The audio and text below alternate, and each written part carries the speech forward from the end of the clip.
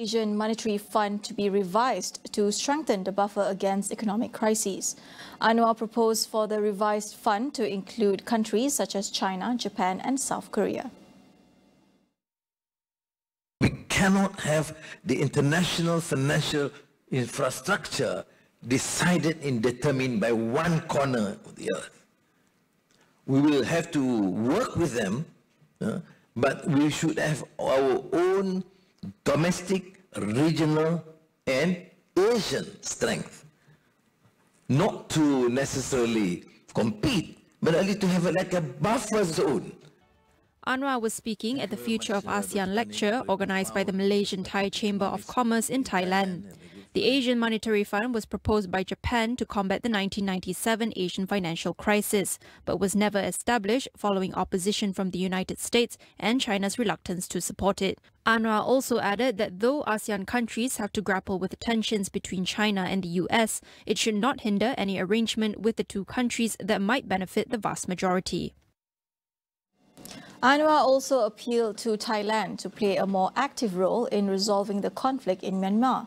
He says Thai Prime Minister Prayut Chan-o-cha is placed in a better position to express many of ASEAN's concerns since the junta took over the country.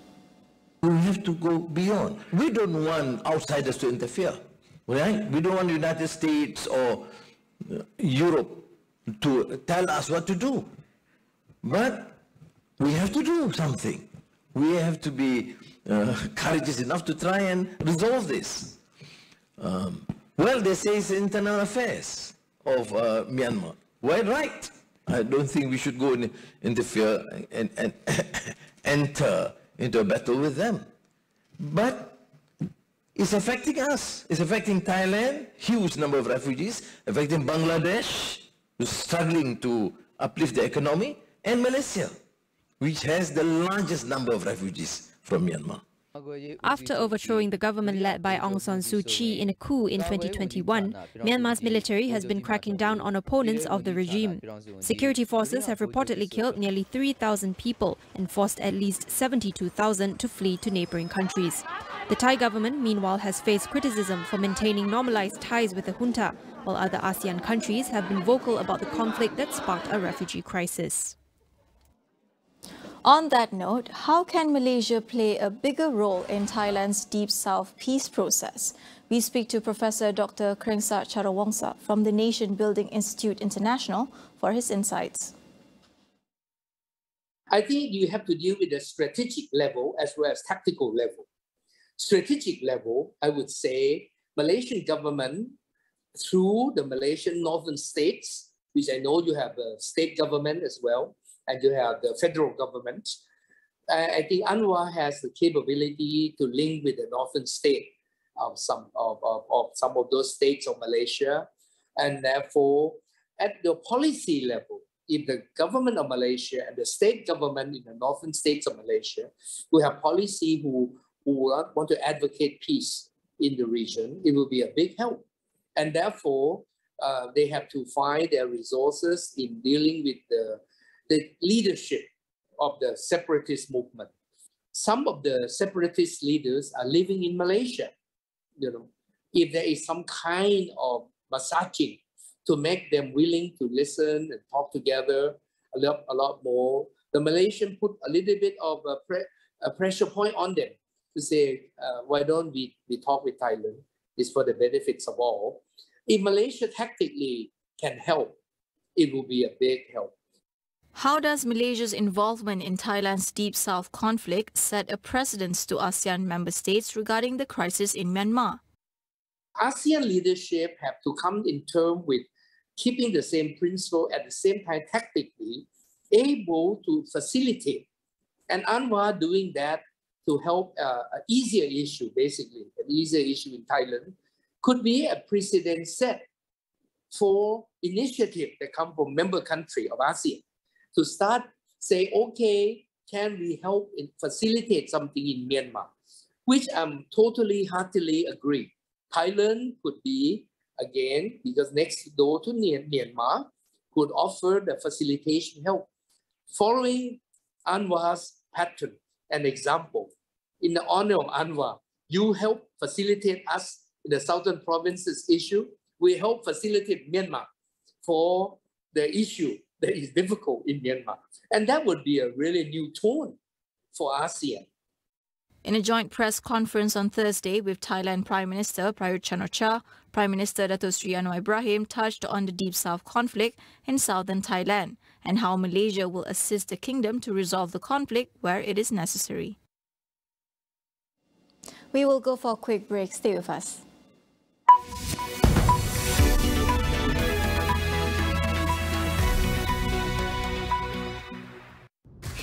Cuaca panas menyebabkan kelumomo, minyak dan kegatalan. KLIA Men 100% untuk para lelaki. Teknologi anti kelumomo 3 kali ganda. Tiada kelumomo, minyak atau kegatalan. Dingin pada kulit kepala. KLIA Men terbukti menewaskan kelumomo. What's the latest scoop when it comes to companies, markets and strategies? For everything business and tech related, catch Notepad with me, Ibrahim Sani, weekdays 10:30 p.m. across all AWANI platforms.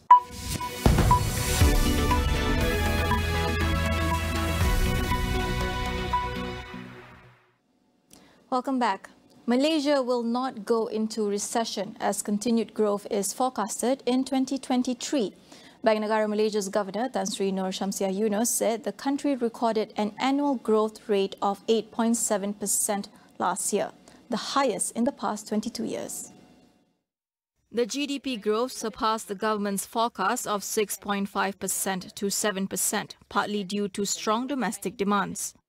Though Shamsiah expects more moderate growth in 2023, she also attributed the confidence in economy to an improved job market, China's reopening its economy, higher tourism activity, and the implementation of new and existing investment projects. Looking ahead, BNM identifies further escalation of geopolitical tensions, more supply chain disruptions, and higher global interest rates as risks to growth. As for inflation, headline and core inflation averaged 3.3% and 3% respectively in 2022 and is expected to moderate but remain elevated in 2023. Last month, BNM unexpectedly kept its benchmark interest rate unchanged, flagging risk to economic growth after 4 consecutive rate hikes last year. Meanwhile, Economy Minister Rafizi Ramli today reiterated the government's stance that it is not considering another one-off withdrawal of EPF savings. He said the government will instead help the people deal with the rising cost of living through targeted subsidies and wage growth. The government is seeking ways to reduce lower income groups' reliance on early EPF withdrawal. This, he said, requires a holistic approach that includes creating extra income sources for the B40 households, creating policies that can ensure salary growth and lowering cost of living. Melalui kajian separuh penggal rancangan Malaysia ke-12 yang sedang berlaku sekarang, kita mula melihat kepada dasar-dasar dan program-program yang boleh meletakkan sasaran pertumbuhan gaji, kerana dia tidak boleh semata-mata melihat kepada aspek kos sara hidup semata-mata, tetapi kerajaan mesti ada kerangka dasar yang jelas untuk tempoh 2 tahun, 5 tahun akan datang untuk memastikan kenaikan gaji itu tidak diserahkan semata-mata kepada pasaran. Jadi di peringkat kementerian kami, semua ini adalah perkara-perkara yang berbentuk jangka pendek, jangka sederhana dan jangka panjang, kan. The minister added that replacing the current broad-based and blanket subsidy policy with a more targeted approach will indirectly lower the rising cost of living, as the government will be able to transfer resources from the group that doesn't need it to the group that needs it. However, Rafizi said the process to undertake the decision is ongoing and will take time, as it could be one of the largest economic decisions of a generation. Beginning today, Malaysians will no longer need to display road tax stickers on their private vehicles. Transport Minister Anthony Loke announced a pilot initiative today that would allow for drivers to display a digital version of the road tax and driving license as well.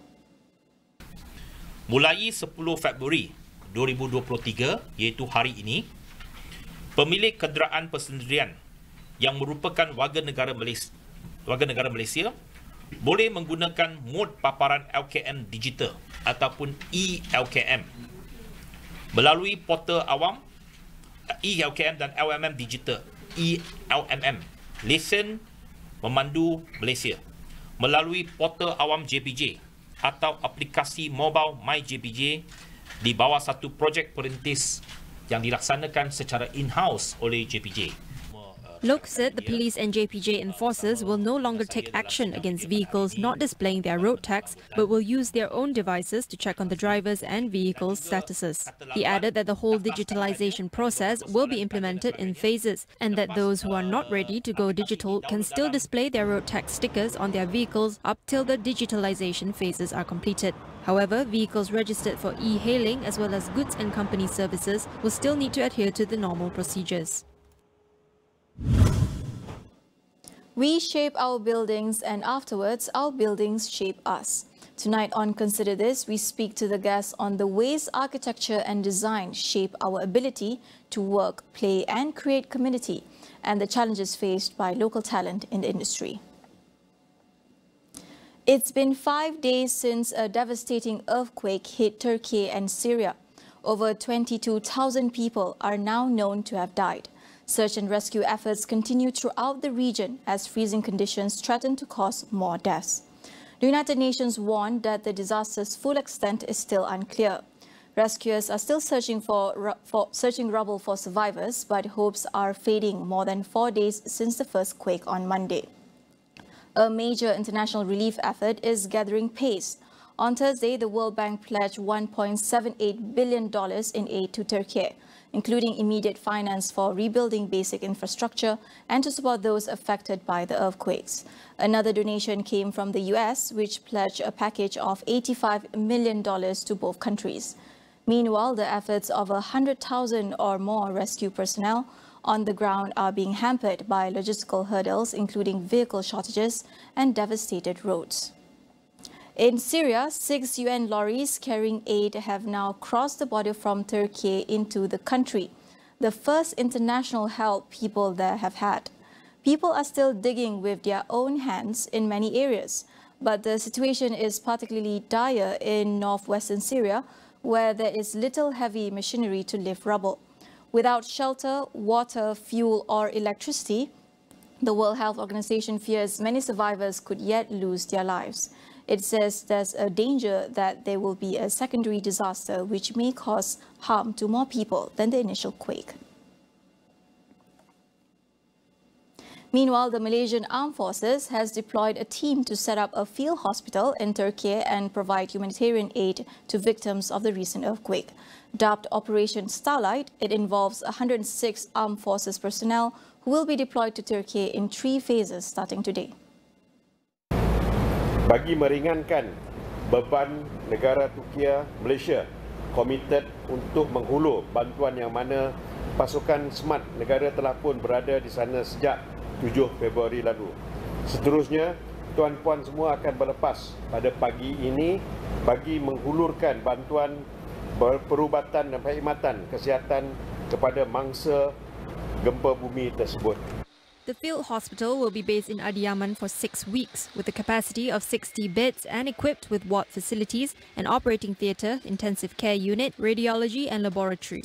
It will offer 9 specialist facilities, namely primary medicine, orthopedics, surgery, anesthetics, maxillofacial, obstetrics and gynecology, pediatrics, ophthalmology, as well as emergency medicine.